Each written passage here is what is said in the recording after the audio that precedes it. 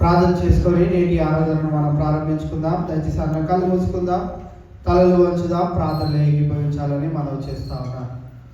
మమ్మల్ని ఆత్మికులుగా ప్రేమించిన మా యేసురాజా, ఈ ప్రత్యేకమైన దినాన, ఈ పునరుద్ధానపు ఆదివారాన మరి ఒక పర్యాయము నీ ప్రియ బిడ్డలుగా నీ సన్నిధిలోనికి చేరి ఇటు రీతిగా మేము ఆరాధించుకోవడానికి ప్రభా మీరు మా కలుగు చేసిన ఈ మహాభాగ్యాన్ని బట్టి మీకే వందనాలు, స్తోత్రం ప్రభా. నాకంటే నీతిమంతులు, యథార్థవంతులు, గొప్ప స్థితిలో ఉన్నవారు మరి ఈ లోకాన్ని విడిచినప్పటికీ ప్రభా కేవలము నీ యొక్క ఉచితమైన కృప ద్వారా మమ్మల్ని అందరినీ రక్షించుకొని నీ మందిరంలోకి అడుగుపెట్టి ఈ తరుణాన్ని మాకు అనుగ్రహించిన విధానాన్ని బట్టి మీకే వందనాలు, స్తోత్రం ప్రభా. ఈరోజు జరగనైన ఆరాధన ఆద్యంతము నీ నామ మహిమార్థమే జరుగునట్లు మీ సహాయం అనుగ్రహించమని ప్రార్థన చేస్తా ఉన్నాను దేవా. సమయానికంటే ముందుగా నీ బిడ్డలు వచ్చేసి ఉండగా ప్రభా వారిని ఒక ప్రత్యేక రీతిగా దీవించి ఆశీర్వదించండి. అలాగనే ప్రభా మరి మా సంఘంలో చేసిన ప్రతి ఒక్క కార్యక్రమాల్లో కూడా మీరు తోడుకుండి సహాయం అనుగ్రహించిన విధానాన్ని బట్టి కూడా మీకే వందనాలు, స్తోత్రం ప్రభా. ఇంకా అనేకులుగా నీ మందిరానికి వచ్చి ప్రభా మీ అందరము నిన్ను ఆరాధించి నిన్ను కొనియాడి ప్రభా నీకు స్తుతియాగము చేసే ఆ మహాభాగ్యాన్ని ప్రభా మీ అందరము పొందుకోగలిగిన మీ సహాయం అనుగ్రహించండి. నీ సన్నిధికి వచ్చి ఉండే ఆ యొక్క సంతోషము, ఆనందము ప్రతి ఒక్క కుటుంబంలో ఉండినట్లు మీ సహాయం అనుగ్రహించమని ప్రార్థన చేస్తాను దేవా. ఇటు రీతిగా ఆరాధనను ప్రారంభించి చూడగా ఆది నుంచి అంతవరకు మీరే అధ్యక్షత వహించి కేవలము మీకు మాత్రమే మహిమ, ఘనత, ప్రభావాలు ఆరోపించినట్లుగా ప్రభా మరి ఈరోజు ఆరాధన అంతయు ఉండినట్లు మీ సహాయము, మీ సన్నిధిని మాకు తోడుగా ఉంచి మీరే మహిమ, ఘనత, ప్రభావాలు చెల్లించుకోమని ఈ ప్రార్థన ప్రభు యేసు నామములో అడిగి వేడుకుంటున్నాం మా తండ్రి, ఆమేన్. మన మధ్యలో ఉన్న బిడ్డలు వచ్చి కొంచెం పాటలు పాడి దేవుని మహిమపరచవలసిందిగా కోరుచున్నాం. నీవు నా తోడు ఉన్నావయ్యా, నాకు భయమైన నా యేసయ్యా అన్న పాట. నీవు నా తోడు ఉన్నావయ్యా, నాకు భయమేల నా యేసయ్యా. నీవు నాలోనే ఉన్నావయ్యా, నాకు దిగులేల నా యేసయ్యా. నీవు నా తోడు ఉన్నావయ్యా, నాకు భయమేల నా యేసయ్యా.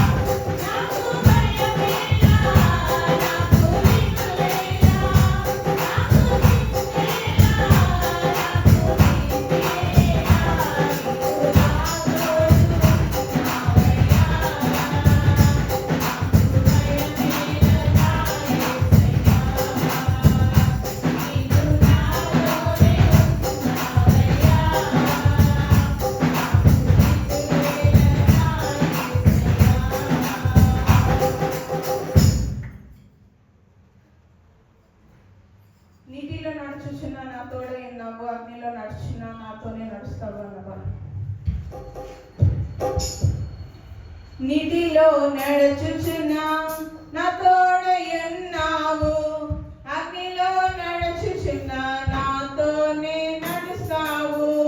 నీటిలో నడుచుచున్నా నా తోడయున్నావు, అగ్నిలో నడుచుచున్నా నాతోనే నడుస్తావు. మునిగిపోలేను, నీ కాలిపోలేను, మునిగిపోలేను, నీ కాలిపోలేను.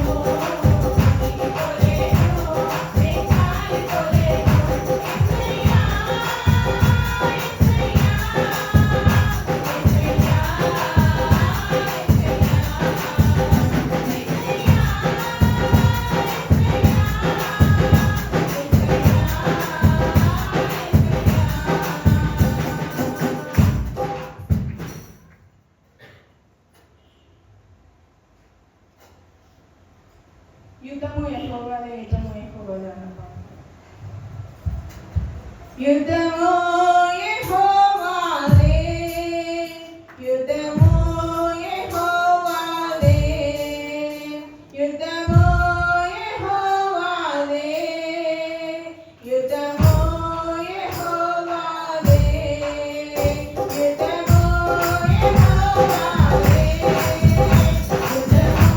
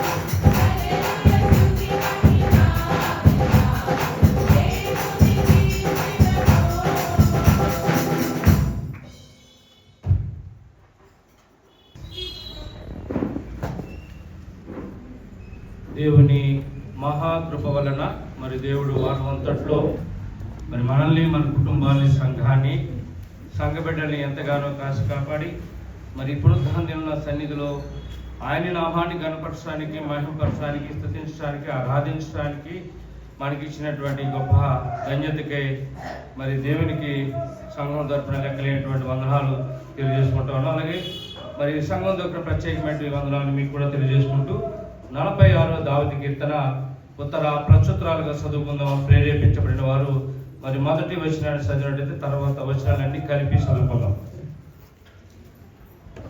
దేవుడు మనకు ఆశ్రయమును దుర్గమునై ఉన్నాడు. ఆపత్కాలంలో ఆయన నమ్ముకున్న తగిన సహాయకుడు.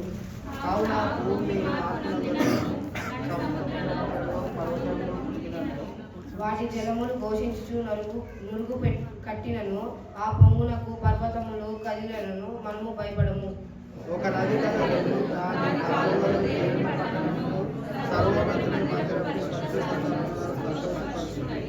దేవుడు ఆ పట్టణంలో నున్నాడు, దానికి చలనము లేదు.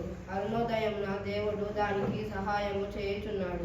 జనములు ఘోషించుచున్నవి, రాజ్యములు కలుస్తున్నవి, ఆయన తన కంఠధ్వనిని వినిపించగా భూమి కనిపించుచున్నది. సైన్యములకు అధిపతియగు యెహోవా మనకు తోడై ఉన్నాడు. యాకోబు యొక్క దేవుడు మనకు ఆశ్రయమై ఉన్నాడు. యెహోవా చేసిన కార్యములు వచ్చుచుండి, ఆయనే భూమి మీద నాశనములు కలుగజేయువాడు. ఆయనే బూది గంతముల వరకు యుద్ధమును మాన్పువాడు. విల్లు విరుచువాడును, బల్యమును తెగనరుకువాడును ఆయనే. యుద్ధ రథములను అగ్నిలో కాల్చివేయువాడు ఆయనే. అన్యజనులలో నేను మహోన్నతుడనగుదును, భూమి మీద నేను మహోన్నతుడనగుదును. సైన్యములకు అధిపతి యెహోవా మనకు తోడై ఉన్నాడు. యాకోబు యొక్క దేవుడు మనకు ఆశ్రయమై ఉన్నాడు. దయచేసి అందరూ కూర్చోవచ్చుగా మనం చేస్తా ఉన్నాం. సండే స్కూల్ బిడ్డలు సండే స్కూల్కి వెళ్ళాలి.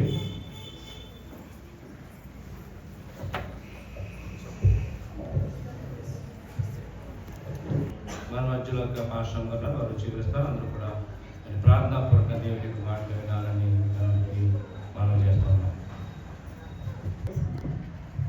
మహోన్నతుడ, మహాపరిశుద్ధుడ, నీ పరిశుద్ధ నామానికి వందనాలు చెల్లిస్తున్నాను. మరొక పరిశుద్ధ దినాన్ని మాకు అందించి ఈ దినములో నిన్ను ఆరాధించడానికి నేను చేసిన మేళ్లను, ఉపకారాలని నీకు నీ సన్నిధిలో కృతజ్ఞత స్తుతులు చెల్లించడానికి మాకు అందించిన సమయం లెక్కలేని వందనాలు స్తోత్రాలు. 46వ కీర్తనను ధ్యానించుటగా మీరే నా శక్తిని, బలాన్ని దయచేసి నీ ఆత్మతో నింపి నీ గోడగా వాడటం ప్రార్థన చేస్తున్నాను. నేను ఈ కీర్తన మా వినగలుగుటకు చెవులను, గ్రహించగలిగిన హృదయాన్ని, నీకు లోబడే మంచి మనశ్శాంతిని నాకు మాకు దయచేసి మీరే మహిమ గంటపడమని నా ప్రభువును రక్షకుడైన యేసుక్రీస్తు పరిశుద్ధ నామములో వేడుకుంటున్నాను తండ్రి. ఆమేన్. 46వ కీర్తన మొదటి వచనాన్ని చదువు. దేవుడు మనకు ఆశ్రయమును దుర్గమునై ఉన్నాడు. ఆపత్కాలములలో ఆయన నమ్ముకోదగిన సహాయకుడు. దేవుడు మనకు ఆశ్రయము, దుర్గం. దేవుడు మనకు నిజంగా ఎంత ఆశ్రయంగా ఉంటున్నాడో మనం చూస్తే మన దైనందిన జీవితాల్లో ఆయన మనకు మన చేతి పనుల్లో, మన రాకపోకల్లో, మన ప్రయాణాల్లో ఆయన కాపుదల చేసి దేవుడు మనకు ఆశ్రయం, దుర్గమునైనాడు. ఆపత్కాలంలో ఆయన నమ్ముకొనదగిన సహాయకుడు. మనుషులైతే నమ్మదగిన వారు కానీ దేవుడైతే నమ్మదగిన వాడుగా మనకు ఆపత్కాలంలో ఆపద వచ్చినప్పుడు మనం ఎక్కువగా ప్రార్థన చేస్తాం. దాని విషయంలో నమ్ముకొనదగిన సహాయకుడు, ఆయన సహాయం చేసే గొప్ప దేవుడుగా ఉన్నాడు మనకి. కనుక దేవుణ్ణి మనం స్తుతించాలి, గణపరచాలి.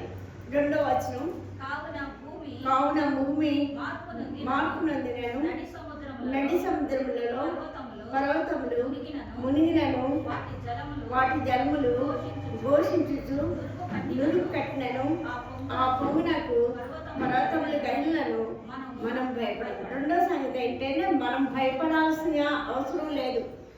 ఏంటంటే భూమి మార్పు పొందిన, నడి సముద్రంలో పర్వతములు మునిగిన, జలములు ఘోషించు నురుకెట్టిన ఆ పొంగిన పలకంలో అంటే ఇవన్నీ మనకి సమస్యలు, శోధనలు, వేదనలు, అనారోగ్య పరిస్థితులు ఏం కలిగినా సరే మన గొప్ప దేవుడు, ఆశ్రయ దుర్గములైన దేవుడు మనకు తోడుగా ఉన్నప్పుడు మనం భయపడము అని మనం మనసులో అనుకొని మనం ధైర్యంగా ఉండాలి. ఏ సమస్య, ఎలాంటి సమస్య, ఇరుకు, ఇబ్బంది ఏది కలిగినా మనం భయపడం. ఎందుకు? మనం దేవుడు గొప్ప దేవుడు, ఆయన ఆశ్రయం దుర్గంగా అయినాడు. ఆపద వచ్చినప్పుడు మనకు నమ్మదకొండైనా సహాయకుడు కనుక మనం భయపడాల్సిన అవసరం లేదు. రెండవ సంగతి ఏంటి?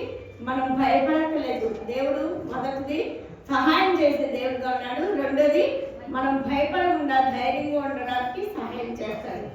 5వ వచనం, దేవుడు ఆ పట్టణంలో ఉన్నాడు, దానికి చలనం లేదు, అరుణోదయ దేవుడు దానికి సహాయం చేస్తున్నాడు.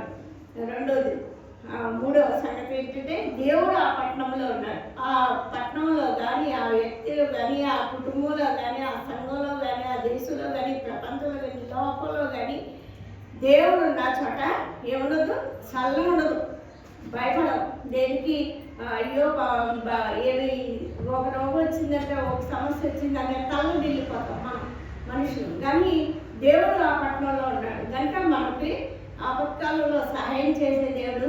ఏ విషయంలో వచ్చినా సరే భయపడకుండా ధైర్యంగా ఉండే దేవుడు మనకి ఉన్నాడు కనుక దేవుడు ఆ పట్టణంలో ఉన్నాడు, నా కుటుంబంలో ఉన్నాడు, నాలో ఉన్నాడు, నా సంఘంలో ఉన్నాడు. నేను దేనికి భయపడను. గొప్ప దేవుడు, ఆపత్కాలంలో సహాయం చేసే దేవుడు నా పక్షాన ఉన్నాడు కనుక నేను భయపడను.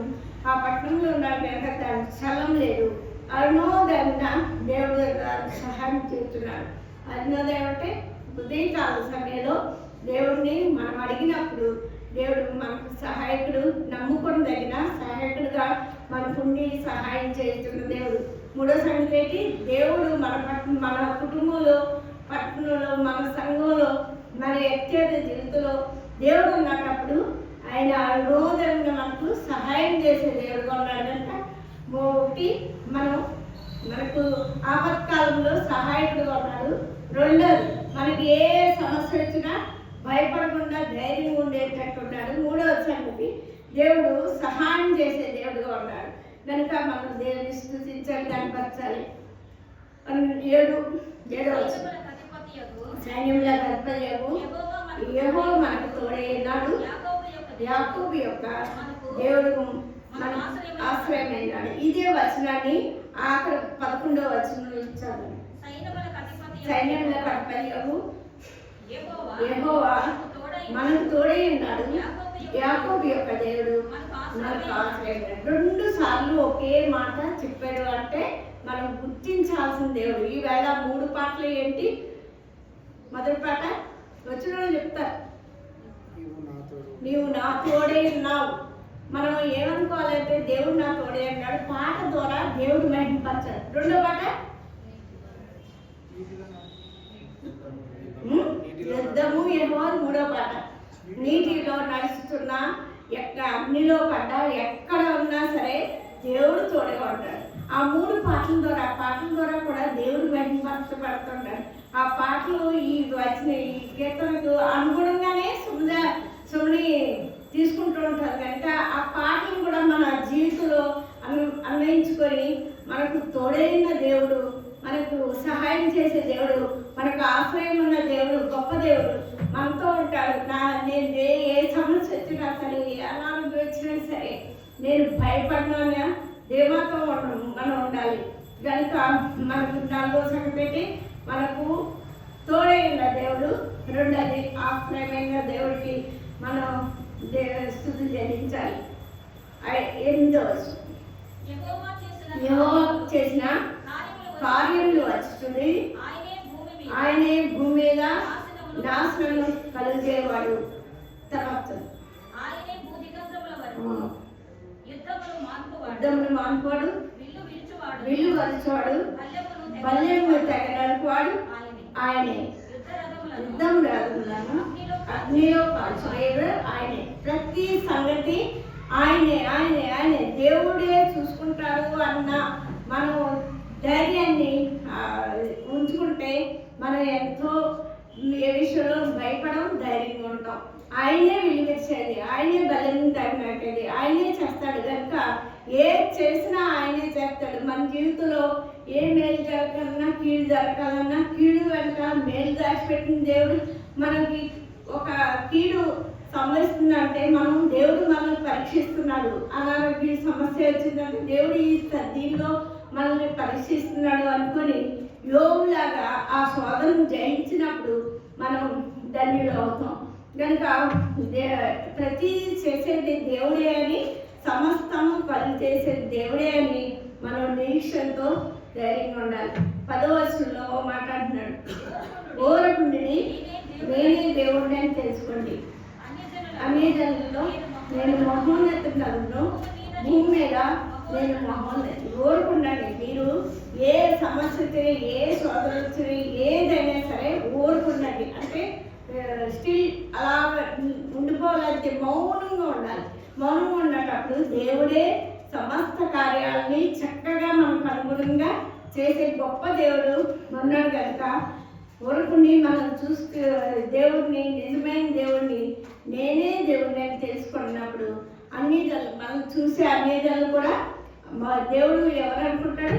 మహోన్నతుడు అనుకుంటాడు. భూమి మీద ఆయన మహోన్నతుడు అనుకుంటాడు. గొప్ప నామం, ఆయన గొప్ప నామం గొప్ప చేయాలంటే మన చేతుల్లో ఉంది.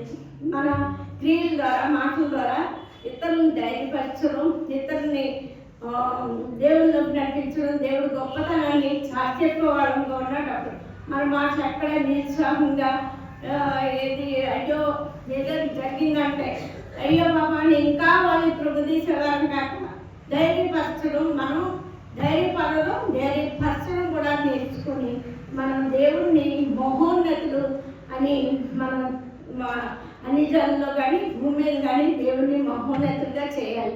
మళ్ళీ రెండోసారి అంటున్నాడు, సైన్యంలో కదిపడి యెహోవా మనకు తోడే ఉన్నాడు, యాకోబు యొక్క దేవుడు మనకు ఆశ్రయం అన్నాడు. ఈ కీర్తన ద్వారా మనం తెలుసుకోవాల్సింది ఏంటంటే ఆపదల్లో దేవుడు సహాయకుడుగా ఉంటాడు. ఆయన నమ్ముకొనదగిన సహాయకుడు. రెండో మాట, మనం ఏ విషయంలో భయపడకూడదు.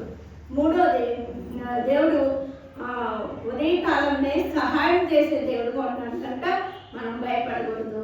4, దేవుడు తోడే ఉన్నాడు కనుక మనం భయపడకూడదు. 5వది, మనకు ఆశ్రయం ఉన్న దేవుడు ఉన్నాడు కనుక మనం ఏ విషయంలో భయపడక నిశ్చింతగా ఉండాలి. దేవుడు వాక్యాన్ని దీవించుగాక. ప్రార్థన. మహోన్నతుడా, మహాపరిశుద్ధుడా, నీ పరిశుద్ధ నామానికి వందనాలు చెల్లిస్తున్నాను తండ్రి. 44 కీర్తన ద్వారా మాతో మాట్లాడిన దేవా నీకు వందనాలు. నాయనా, నీవు మహోన్నతుడైన దేవుడవు అని మేము గుర్తున్నట్లు మా సాక్ష్యాన్ని ఈ లోకంలో చెప్పినట్టు నీ సహాయం చేయండి. గొప్ప దేవుడు, ఆపత్కాలంలో నమ్ముకొనదగిన సహాయకుడు కనుక నీకు వందనాలు చెల్లిస్తున్నాం. ఎలాంటి పరిస్థితుల్లోనూ మేము భయపడక ధైర్యంగా ఉండే స్థితిని మాకు దయచేయండి నాయన. ఎందుకంటే అరుణోదయం నా దేవుడు దానికి సహాయం చేస్తున్నాడు కనుక నాయన, నీవు ఆ పట్టణంలో ఉన్నారు కనుక మేము భయపడకుండా ఉండాలి నాయన. నీవు పట్టణంలో, మా జీవితంలో, మా కుటుంబాల్లో, మా సంఘంలో, మా దేశంలో నీవుండి మహిమ ఘనత పొంది నేను మేము ధైర్యంగా ఉండడానికి సహాయం చేయండి ప్రభా. నీవు తోడైన దేవుడు కనుక నీకు వందనాలు చెల్లిస్తున్నాము. నా ప్రేమైన దేవా నీకు వందనాలు. మా జీవితకాలం అంతట్లో నీవు సహాయం చేసి ఎన్నో ఉపకారాలతో నింపుతున్న తండ్రి నీకు వందనాలు. నాయన, సంఘంలో చేసిన మేళ్ళు ఉపకారాలు ఇంత లెక్కలేని వందనాలు, స్తోత్రాలు చెల్లిస్తున్నాం. చిన్న బిడ్డ మొదలుగా పెద్దవారి వరకు క్షేమంగా ఆరోగ్యంగా ఉంచిన తండ్రి నీకు వందనాలు. నాయన, నీవు చిత్తమైన కప్పులో నీవు చేస్తున్న మేళ్ళతో నేను పిల్లలు స్కూల్ రాకపోకల్లో, మన పెద్దవారు ఇంటి నీళ్ళ పనుల్లో, ఉద్యోగాల్లో నీవు తోడుగా ఉంటున్న దేవా నీకు వందనాలు. ఏ దుర్ఘటన వినకుండా నాయన జీవితాలను చక్కబరుచున్న తండ్రి నీకు వందనాలు చెల్లిస్తున్నాం. ఇంతవరకు జరిగించిన ఆరాధన నీతో లెక్కలేని వందనాలు, స్తోత్రాలు. ఇంకా జరగవలసిన ఆరాధనకు మీరే ఆధిపత్యం వహించి ఏడంతల ఆత్మతో నింపి నాకు మాకు కావాల్సిన దేవాహారంను దయచేసి ఈ ఆదివారపు ఆరాధన మా జీవితాల్లో ఆశీర్వాదకరంగా ఉంచమని నా ప్రభువును రక్షకుడైన యేసుక్రీస్తు పరిశుద్ధ నామములో నా కొద్ది స్తుతి ఆరాధన నీకే సమర్పించుతున్నాను తండ్రి. మరి ఇప్పుడు అందరూ లేచి నిలబడి ఒక చక్కనైనటువంటి పాట పాడుకుంటూ మనం అందరం కానుకలు సమర్పించుకుందామండి. మరి సుమని వారు ఏముంది వారు వచ్చి పాట పాడుతుండగా కానుకలు సమర్పించుకుందాం.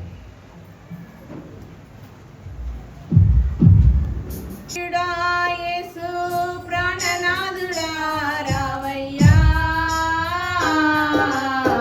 నిన్న నేడు ఏకరీతిగా ఉన్నావా, హల్లెలూయా, నిన్నను మరచిపోయావా, హల్లెలూయా, నిన్న నేడు ఏకరీతిగా ఉన్నావా.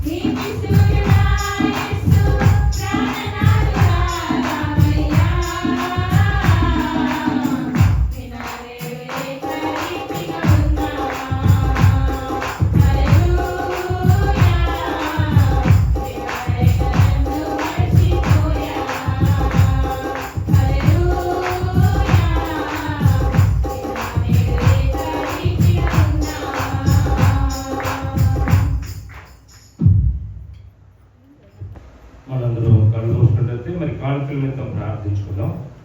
మన మధ్యలో సోదరి ఆదిలక్ష్మి గారు వారు వచ్చి కానుకల నిమిత్తం ప్రార్థించుకుని మనం చేస్తున్నాం.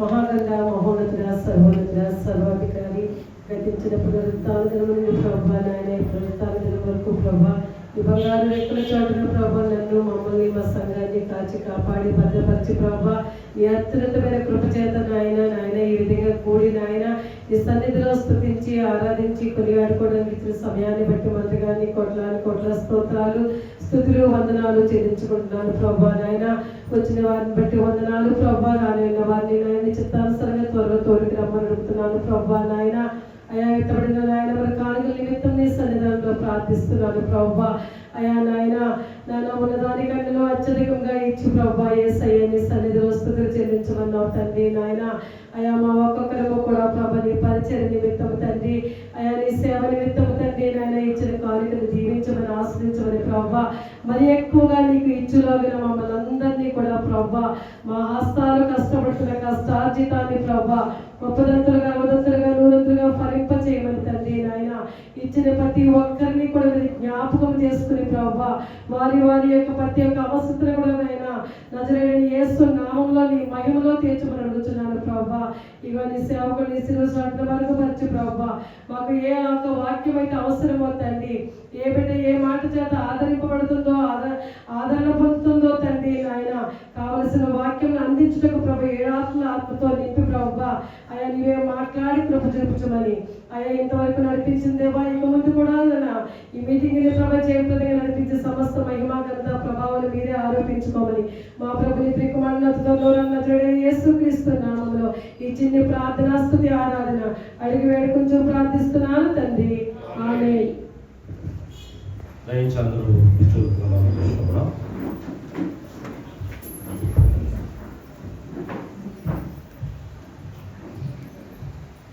ఇప్పుడు వారపు ప్రకటనలు గమనిద్దామండి. మరి పాస్టర్ గారు ప్రకటనలు చదివిపిస్తారు. అందరూ కూడా శ్రద్ధగా వినాలని మీకు మనం చేస్తున్నాం. ప్రకటనలు గమనిద్దామండి.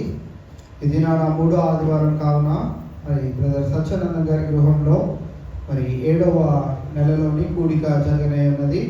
అయితే ఈరోజు సాయంకాలం వేళ మరి నాకు ఒక చర్చ్ యానివర్సరీకి వెళ్ళవలసిన పరిస్థితి ఏర్పడ్డది. కావున మరి ఆరాధన అనంతరము టీ టైంకి వాళ్ళ ఇంట్లో కూడికను జరిపించే ఆలోచన మరి నిన్నటి దినాన మేము వారికి తెలియజేయడం జరిగింది. వారు కూడా మా యొక్క మనవిని అంగీకరించారు. కావున మరి మనం ఎలాగో భోజనాలు చేసుకొని అన్ని పనులు అయినప్పటికీ 3 అవుతుంది కనుక ఇక్కడ నుంచి డైరెక్ట్గా వారి గృహానికి వెళ్ళి మరి చివరి కూడికను జరిపించేసి వద్దాం. కావున మీరు అందరూ సిద్ధంగా ఉండాల్సిందిగా మీకు మనవి చేస్తా ఉన్నాం. అలాగే ప్రతి బుధవారము మధ్యాహ్నం 1 గంట నుంచి 2 గంటల వరకు అనారోగ్యంతో ఉన్న వారి కొరకై ప్రార్థనలు జరుగుతూ ఉన్నాయి. అలాగే ప్రతి శుక్రవారము మధ్యాహ్నం 1 గంట నుంచి 3 గంటల వరకు స్త్రీల కూడిక జరుగుతుంది. స్త్రీలైనటువంటి వారు గమనించవలసిందిగా మనం చేస్తా ఉన్నాం. ఈ దినాన మనకి భోజనాలు ఏర్పాటు చేయవారు నాయుడు గారి ఫ్యామిలీ. మరి వారిని దేవుడు దీవించలాగిన వారి యొక్క హృదయవాంఛలను దేవుడు తృప్తిపరచలాగిన వారి కొరకు ప్రార్థిద్దాం.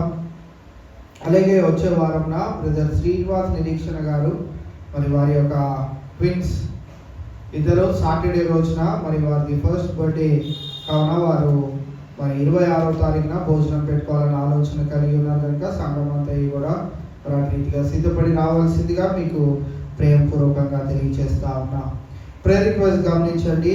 మరి సుజిత గారు బ్రదర్ సత్యానంద గారి యొక్క కొలీగ్ వారి యొక్క సతీమణి సుజిత గారు మరి ఆక్సిజన్ లెవెల్స్ పడిపోతున్నాయని తెలియజేశారంట. వారికి దేవుడు ఆరోగ్యాన్ని స్వస్థతను చేకూర్చులాగా ప్రార్థన కోరి ఉన్నారు. కావున వారి కొరకు ప్రార్థిద్దాం.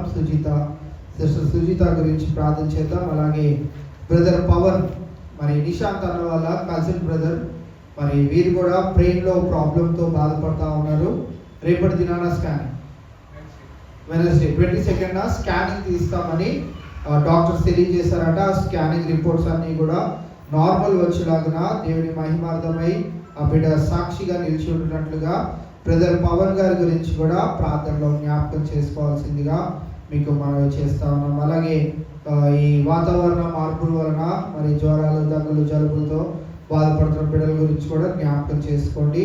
వారికి కూడా దేవుడు సంపూర్ణమైన ఆరోగ్యాన్ని ఇచ్చేలాగా ప్రార్థన చేయాల్సిందిగా మనం చేస్తా ఉన్నాం. ఇంకా ఎవరైనా అనారోగ్య పరిస్థితిలో ఉన్నట్లయితే తెలియజేస్తే వారి కొరకు కూడా ప్రార్థన చేయడం జరుగుతుంది కావున గమనించండి. అలాగే వివాహాల కొరకు ఎదురు చూసిన బిడ్డల కొరకు ప్రార్థన చేద్దాం. ఉద్యోగ ప్రయత్నాలు, ఇంక్రిమెంట్స్ కొరకు, ప్రమోషన్స్ కొరకు ఎదురు చూసిన బిడ్డల కొరకు ప్రార్థన చేద్దాం. గర్భం లేని వారి కొరకు ప్రార్థన చేద్దాం. గర్భిణీ స్త్రీ మరి ఆనందరావు విజయ గారు ఉన్నారు, వారి కొరకు ప్రార్థన చేద్దాం. ఇతర దేశాల్లో మరియు రాష్ట్రాల్లో ఉన్న మన సంఘ సభ్యుల కొరకు కూడా ప్రార్థన చేయవలసిందిగా మీకు మనవి చేస్తా ఉన్నాం. అలాగే యథావిధిగా మరి కుటుంబానికి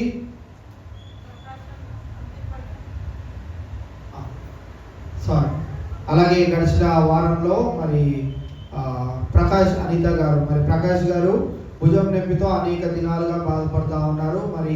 వారు ట్రీట్మెంట్ తీసుకోవడానికి దేవుడు కృపను దయచేసి ఉన్నాడు. వారు స్వస్థత నొంది ఇది నానా దేవుని మందిరంలో ఉండడము ఎంతో ఆనందకరం. ప్రార్థించిన మీ అందరికీ ప్రత్యేకమైన వర్ణాలు. ఇది నానా వారు ఎలా ఉందన్నా దేవుడు చేసిన గొప్ప కార్యాన్ని బట్టి, స్వస్థత కార్యాన్ని బట్టి దేవాది దేవునికి వర్ణాలు తెలియజేసుకుంటూ ఇక్కడ సంపూర్ణమైన ఆరోగ్యాన్ని వారికి దేవుడు కలుగు చేయలాగా వారి కొరకు ప్రార్థన చేయవలసిందిగా మనం చేస్తా ఉన్నాం. అలాగే జస్వంత్ కూడా 22nd జేఈ మెయిన్స్ కోసం ప్రిపేర్ అవుతా ఉన్నాడు బిడ్డ. ఆ బిడ్డ కొరకు కూడా ప్రార్థన చేద్దాం. అలాగే ఈరోజు మవ్య కూడా రాలేదు. మవ్య కూడా ఒక ఎగ్జామ్ రాయడానికి వెళ్ళింది. అలాగే 29th అనుకుంటా అమ్మాయి కూడా జేఈ మెయిన్స్ ఎగ్జామ్ ఒక్కొక్క రోజు కొంతమందికి పెట్టారంట. సో ఆ అమ్మాయికి ఆ రోజు డేట్ వచ్చింది కనుక ఆ బిడ్డ కూడా రాయబోయే ఎగ్జామ్లో దేవుడు చక్కనైనటువంటి తెలివిని జ్ఞానాన్ని ఇరువురు బిడ్డలకి దేవుడు అనుగ్రహించలాగా వారి కొరకు కూడా ప్రార్థన చేయవలసిందిగా మనం చేస్తా ఉన్నాం. ఇంకా అలాగే మెంబర్షిప్ కూడా ఫ్యామిలీకి 100 రూపీస్ చొప్పున కలెక్ట్ చేస్తా ఉన్నాం. అది మన బోస్ గారికి ఈ సంవత్సరం వారు దీనికి అధ్యక్షులుగా ఉంటా ఉన్నారు కనుక వారికి ఇది ఒక మెంబర్షిప్ అమౌంట్ వారికి అందజేయవలసిందిగా మీకు మనవి చేస్తా ఉన్నాం. ఇంకేమైనా ప్రార్థన అంశాలు ఉన్నట్లయితే తెలియజేస్తే వాటి కొరకు కూడా ప్రార్థన చేయడం జరుగుతుంది. Thank you. మీరందరూ గమనించారని నేను నమ్ముతా ఉన్నాం. మీ అనుదిన ప్రార్థనలో ముఖ్యంగా అనారోగ్యంతో బాధపడుతున్న బిడ్డల గురించి, పసిబిడ్డల గురించి, సండే స్కూల్ బిడ్డల గురించి, అలాగే ప్రయాణంలో ఉన్నటువంటి బిడ్డల గురించి కూడా, అలాగే ముఖ్యంగా ఎగ్జామ్స్ రాసుకున్నటువంటి బిడ్డల గురించి కూడా మీ అనుదిన ప్రార్థనలో ప్రార్థిస్తున్నారని నమ్ముతా ఉన్నాం. భాగం కలిసి ప్రార్థించాలని మీకు అందరికీ సంఘం తరఫున కోరుతా ఉన్నాం. ఎవరైనా సాక్ష్యం పంచుకొని రాసుకుంటే వారి సమయాన్ని అందజేస్తాం. ముందుకు రావాలని మీకు మనవి.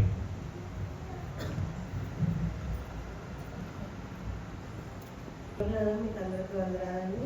సంబంధించిన దేవునికి వందనాలు. అలాగే గడిచిన వారంలో నాకు జ్వరం వచ్చిందండి. చాలా భయం వేసింది.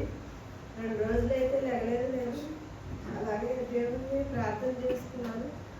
మళ్ళీ నేను హాస్పిటల్లో చేరతానా అంత భయం వేసింది నాకైతే. దేవుడా, నేను మళ్ళీ వెళ్ళకూడదు హాస్పిటల్కి, నువ్వే నన్ను స్వస్థపరచాలి అని నేను ఎంతగానో దేవుని అడిగానండి. దేవుడు నా ప్రార్థన ఆలోచించి సంపూర్ణ స్వస్థత దయచేసి ట్యాబ్లెట్ల ద్వారానే దేవుడు నాకు తగ్గించాడు. ఇంకనూ చాలా కొంచెం నీరసంగా ఉంది. మీ అందరూ ప్రార్థనలో జ్ఞాపకం చేసుకోండి. అలాగే నా కుటుంబం ఇంకా దేవుడు ఎదుగులాగా మీ అందరూ ప్రార్థనలో జ్ఞాపకం చేసుకుని ముఖ్యంగా నా బిడ్డ గురించి జ్ఞాపకం చేసుకోండి. నా ఒక్క ప్రార్థన సరిపోవట్లేదని నేను సంఘాన్ని అడుగుతున్నాను. నా బిడ్డలు మీ అందరూ ప్రార్థనలో మా అబ్బాయి ఎంతో మీ జ్ఞాపకం చేసుకొని మంచి తెలివిని దేవుడు ఇచ్చినారు. మీ అందరి ప్రార్థనలో జ్ఞాపకం చేసుకొని దేవుడు నాకు ఇచ్చిన స్వస్థతను బట్టి ఎలా స్తోత్రాలు చెల్లిస్తూ కొద్ది సాక్ష్యం దేవుడి గురించి దేవుడు నామానికి వందనాలండి. అలాగే ప్రార్థించిన సంఘం అందరికీ కూడా వందనాలు చెల్లించుకుంటున్నాం. అయితే ఆయన పోయిన శుక్రవారం జరిగింది ఆపరేషన్. ఇంకా నరానికి కాబట్టి అది చాలా పెద్ద ఆపరేషన్ అంటే ఒక 2-3 గంటలుగా మాకు అసలు చూపించలేదు. 2 గంటలు పడుతుందని చెప్పారు. ఆయన ధైర్యం పట్టే కూర్చొని ఉన్నా కానీ 1 గంట అయినా చాలామంది తీసుకెళ్ళారు. 20 మంది దాకా తీసుకెళ్ళారు ఆపరేషన్కి. వాళ్ళందరినీ చూపిస్తున్నారు. ఐసీలో పెడుతున్నారు కానీ వెళ్ళి చూసుకోమంటున్నారు పేషెంట్ని. మమ్మల్ని అయితే చూసుకోమని చెప్పట్లేదు. 12:30 అవుతుంది, 1 అవుతుంది. నాకేమో టెన్షన్ అవుతుంది. ఏమైంది బాబా తండ్రి అసలు ఏమైంది అర్థం కావట్లేదా, చెప్పట్లేదా, ఎన్ని మాకు భయంతో ఏమైందండి అసలు మా పేషెంట్ చూపించట్లేదంటే కొంచెం తేలిక వచ్చినాక 1:30 అట్లా కొద్దిగా ఆయన మాట్లాడినట్టున్నారు. ఇక అప్పుడు తీసి చూపించారు. నిజంగా ఎన్ని బట్టిగా దేవునికి వందనాలు చెల్లించుకుంటున్నా. ఎంతో స్థిరమైన నిజంగా ఆయన బట్టి దేవుడు ఎంతగానో కాచి కాపాడాడు. పోయిన సంవత్సరం జరిగిన ప్రతి మేలు ఉపకారాలపై దేవునికి వందనాలు స్తోత్రాలు చెల్లించుకుంటున్నాను. ఈ సాక్ష్యం అయితే నిజంగా మా కుటుంబంలో గొప్పదిగా 1 రూపాయి కూడా ఖర్చు పెట్టుకోకుండా నిజంగా ఏదైనా కొద్దిపాటి మందుల ఖర్చు కానీ నిజంగా ఆపరేషన్ అయితే ఫ్రీగా జరిగిపోయింది. మా పట్ల దేవుడు ఉండి కృప చూపించి నడిపించిన దేవాది దేవునికి వందనాలు స్తోత్రాలు చెల్లించుకుంటుంది. ప్రతి సాక్ష్యం దేవుని సన్నిధిలో ఉంచి మీ అందరికీ వందనాలు. పోయిన ఆదివారం మందిరానికి రాలేకపోయాము మా ఊరంటే వాళ్ళందరూ. అయితే ఇక్కడ వస్తున్నప్పుడు యేసయ్య పోయిన సంవత్సరాలతో మమ్మల్ని ఎంతో కాచి కాపాడారు. ఎందుకు నేను మంత్ ఎండింగ్లో ప్రార్థన పెట్టించుకున్నానంటే మేడ గురించే పెట్టించుకుంటాను. అందు మూలంగా మా ఊరికే బండి స్లిప్ అయి పడిపోతూ ఉండేవాడు. ఏదో ఒక జ్వరం అలా వచ్చేది. అయితే పోయిన సంవత్సరం అసలు 2 సంవత్సరాల నుండి ఏం జరగకుండా యేసయ్య తగిలినప్పటికీ స్వల్పంగా తగిలి షుగర్ పేషెంట్ అయినా తొందరగా తగ్గిపోవడానికి యేసయ్య దయ చూపించారు. ఇప్పుడు వస్తూ ఉంటే వాల్యూ మార్ట్ దగ్గర ఒక కార్ అయినా బ్రేక్ వేసాడు. మేము సడన్గా వేసేటప్పటికి బండి ఇలా పడిపోతే మా కాలు మీద పడింది. ఏమో ఆయనకి ఏదైనా పుట్టిందో నాకైతే ఏమి గీసుకోలేదు. అట్లా ఆ రోడ్డు మీద అట్లా పడిపోయిన యేసయ్య చల్లని రెక్కల చాటును భద్రపరిచి మమ్మల్ని ఇద్దరిని లేపి మందిరానికి రావడానికి యేసయ్య సహాయం చేశారు. అలాగే పెద్ద బిడ్డ ప్రవీణ్ కూడా దూర ప్రాంతమైన ఢిల్లీ ఇంకా వెళ్తా ఉన్నాడు. ఫ్లైట్లో వస్తూ ఉన్నాడు. ఆయన ప్రయాణాలు యేసయ్య కాపుతాలు ఇస్తూ ఉన్నారు. అందుకే యేసయ్య కథనాలు. చిన్న బిడ్డ సుధీర్ కూడా కొత్త కంపెనీ విషయంలో వేరే దూర ప్రాంతానికి బండి మీద వెళ్ళాల్సి వస్తుంది. బిడ్డను కూడా క్షేమంగా కాపాడుతున్నాను కొంటున్నారు. మా కుటుంబం గురించి మీ ప్రార్థనలో కనిపెట్టండి. చిన్న సాక్ష్యం జరిపించండి. మరి ఇవ్వబడినటువంటి సాక్ష్యాల నిమిత్తం దేవునికి మహిమ కలిగిన గాక. మరి దేవుడు వారి జీవితాల్లో చేసినటువంటి కార్యాన్ని బట్టి దేవునికి మరి వందనాలు చెల్లించే బిడ్డలుగా మనం ఉండాలి.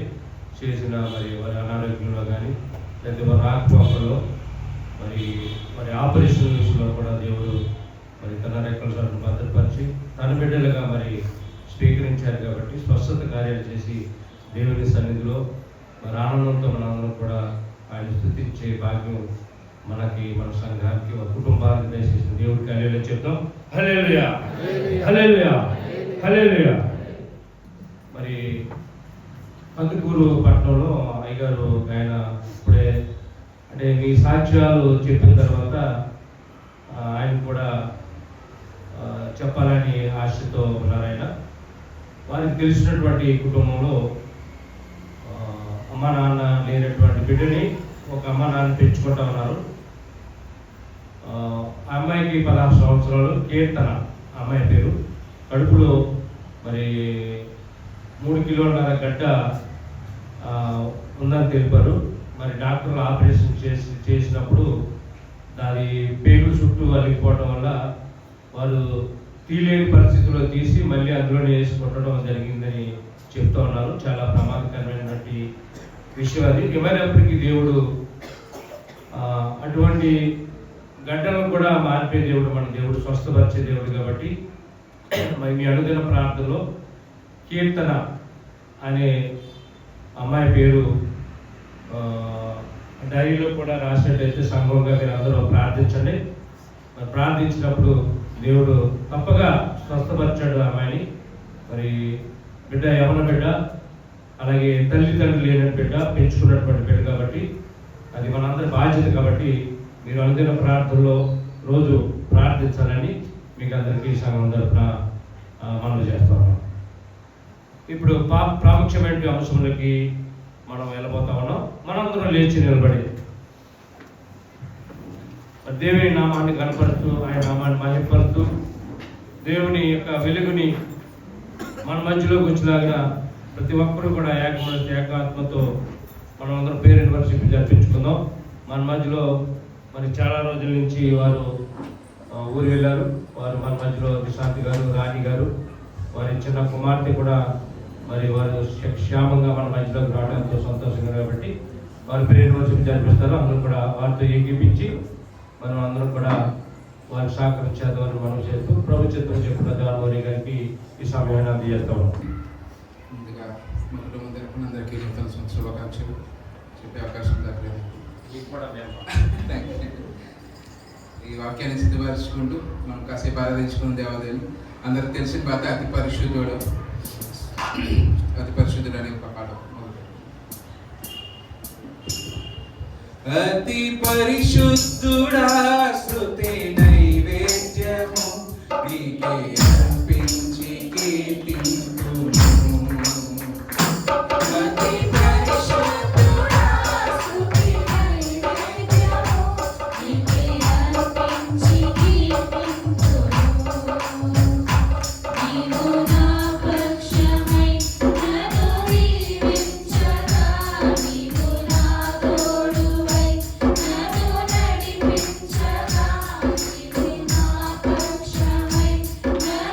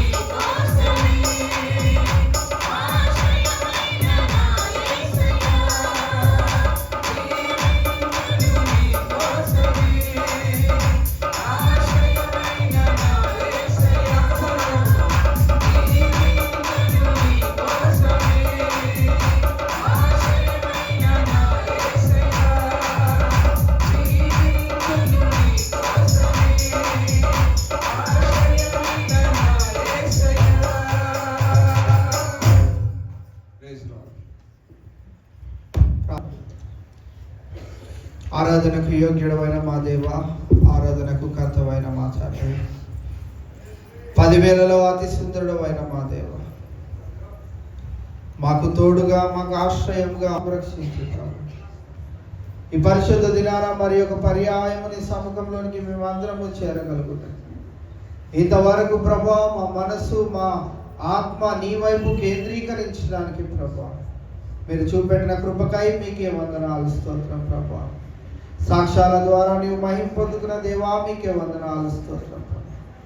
ఈ ప్రత్యేకమైన సమయంలో దేవా, కొద్దిసేపు నీ యొక్క వాక్యాన్ని మేము ధ్యానించనై ఉంటుండగా ప్రభా, నన్ను నీ సిలువ చాటున మరుగుపరుచుకోండి. నేను కేవలం నీ మాటకు బూరగానే నేను నిలబడి ఉన్నాను అని ప్రభా. దేవా, నీవే నా ద్వారా మాట్లాడుచున్నావు అని ప్రభా మేమందరము గ్రహించినట్లు, వినగలిగిన చెవులను, గ్రహించగలిగే హృదయాన్ని, నీకు లోబడే జీవితాన్ని, నీకు మాదిరికరమైన జీవితాన్ని మేమందరము జీవించినట్లు మీ సహాయం అనుగ్రహించమని ఈ స్తుతి ఆరాధన మీకే సమర్పించుకుంటున్నాం మా తండ్రి. దయచేసి అందరం కూర్చుందామండి.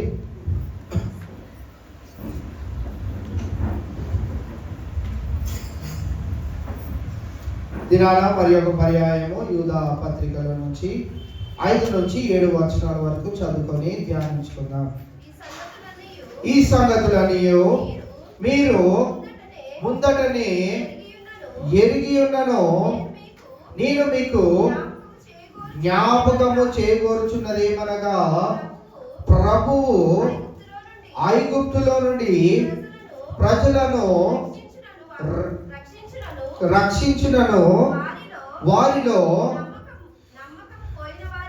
నమ్మకపోయిన వారిని తరువాత నాశనము చేసెను, మరియు తమ ప్రధానత్వమును నిలుపుకొనక తమ నివాస స్థలమును విడిచిన దేవదూతలను మహాదినమున జరుగు తీర్పు వరకు కటిక చీకటిలో నిత్య పాశములతో ఆయన బంధించి భద్రము చేసెను.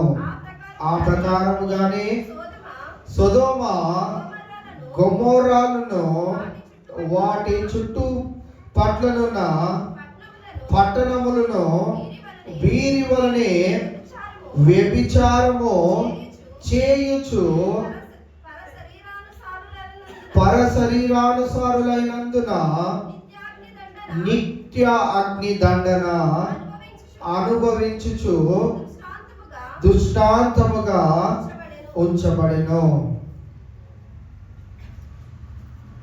ఒకటే పత్రిక ధ్యానం చేస్తున్నామంటే ఎక్కడికి వెళ్ళాలి? ఇప్పుడు రివిజన్లోకి వెళ్ళాలి.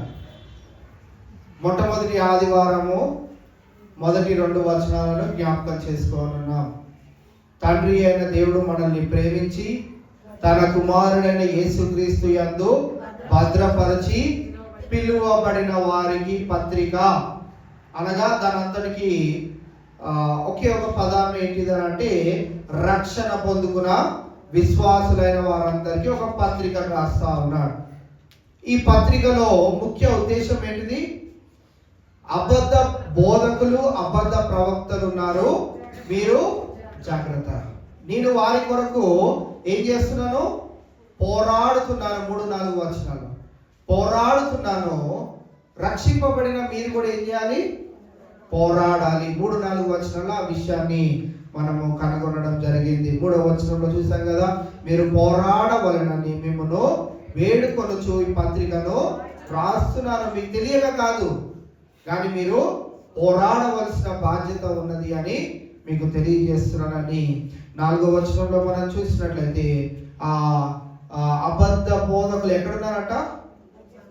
మనలో జ్వరపడి ఉన్నారు. ఆల్రెడీ ఉన్నారు, మనతోనే ఉన్నారు. మనల్ని మభ్యపరుస్తూ మనల్ని వారి వైపు త్రిప్పుకోవడానికి ప్రయత్నం చేయడానికి ఎక్కడున్నారు అని అంటే మన మధ్యలోనే ఉన్నారు. మన మధ్యలోనే అంటే మన సంఘంలో ఉన్నారని కాదు, బోధకుల గురించి మాట్లాడుతున్నాం కనుక ఈ లోకంలో మన సహవాసమైనటువంటి ఈ లోకంలో వారు అనేక ప్రాంతాల్లో వివిధ రకాలైనటువంటి బోధలను బైబిల్కి విరుద్ధంగా బోధలను చేస్తున్న వారిని మనము చూస్తూ వస్తా ఉన్నాం. వారు మరి ఎటువంటి బోధనలు చేస్తారంట? కింద వచనం మనం చదివితే, మన అద్వితీయ నాథుడును ప్రభు అయిన యేసుక్రీస్తును విసర్జించుచున్నారు. ఈ తీర్పు నొందుటకు వారు పూర్వమందే సూచింపబడిన వారు. ఏం చేస్తున్నారట? యేసుక్రీస్తు అనే బోర్డు ఉంటది, కానీ లోపల మట్టుకు ఎవరుంటారు? ఏ బోధకుడైతే ఉన్నాడో ఆయన మట్టుకే మహిమపరచబడుతూ మనకి కనపడతా ఉంటారు. కావున ఇవాళ మనం గమనించాలి. 5 నుంచి 7 వచనాల వరకు మనం గమనించినట్లయితే 3 ప్రాముఖ్యమైన విషయాలను జ్ఞాపకం చేస్తా ఉన్నాడు. 3 అతీతమైన జనులను గురించి, దేవుడు అతీతముగా వారిని హెచ్చించిన జనుల గురించి అక్కడ తెలియజేయడం మనం చూస్తా ఉన్నాం.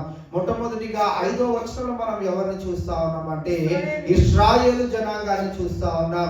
ఇశ్రాయేలు జనాంగమును దేవుడు ఎంతగా ప్రేమించాడంటే, వారు ఏది కావాలంటే అది ఇస్తూనే, వారు ఎన్నిసార్లు తృణీకరించినా వారిని క్షమించి మళ్ళీ వారిని అనేక పరిస్థితుల నుంచి వారిని దాటిస్తూ ముందుకు తీసుకొని వెళ్తున్న దేవాది దేవుని యొక్క ఓపిక అనే పదం ఎందుకు వాడాను అని అంటే, ఆయన కాన్సన్ట్రేషన్ లేకుంటే ఆయన యొక్క దృష్టి ఎవరిపైన మళ్ళింది? అన్య జనాంగమైన మనపైకి మళ్ళింది. ఎప్పుడు మళ్ళింది? విసర్జించి ప్రవక్తలను పంపడం చివరికి యేసు క్రీస్తు ప్రభువారిని పంపడం, అపోస్తులను పంపడం. ఎవరిని పంపినా కానీ వారు విననొల్లకై ఉన్నారు. దాంట్లో ఒక ఉదాహరణగా మనం గమనించినట్లయితే, ఐగుప్తులో బానిసలు ఉన్న వారిని దేవుడు రక్షించినప్పటికీ వారు నమ్మక పోయినట్లుగా మనం చూస్తా ఉన్నాం. అదే విషయాన్ని ఇక్కడ ఐగుప్తు బానిసత్వములో నుండి వారిని విడిపించినప్పటికీ వారు ఏ రీతిగా ఉన్నారంట?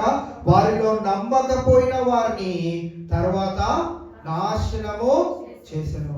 ఈ దినాల్లో ఇలాంటి పదాలే పట్టుకొని చాలా మంది యూట్యూబ్ లో ఏమని అంటున్నారంటే, ఈ బైబిల్ గ్రంథంలో దేవుడు నాశనం చేస్తాడంట.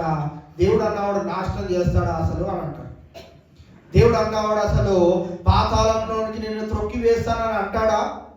మనుషుల్ని ప్రేమించేవాడైతే వారికి నీ పిల్లలను మరి ఆహారముగా విడిచిపెడతాను, బండరాతిని తీసుకొని వారి నా తల మీద కొడతాను అనే ఈ పదాలను దేవుడు అనేవాడు ఉపయోగిస్తాడా అనే ప్రశ్నలు వేస్తా ఉన్నారు. ఈ లోకరీత్యా తల్లిదండ్రులమైన మనము మన పిల్లలు ఒక్కొక్కసారి పేచీ చేసినప్పుడు తట్టుకొని తల్లి చాలా సేపు వాడిని బతికిలాడుతుంది. తండ్రి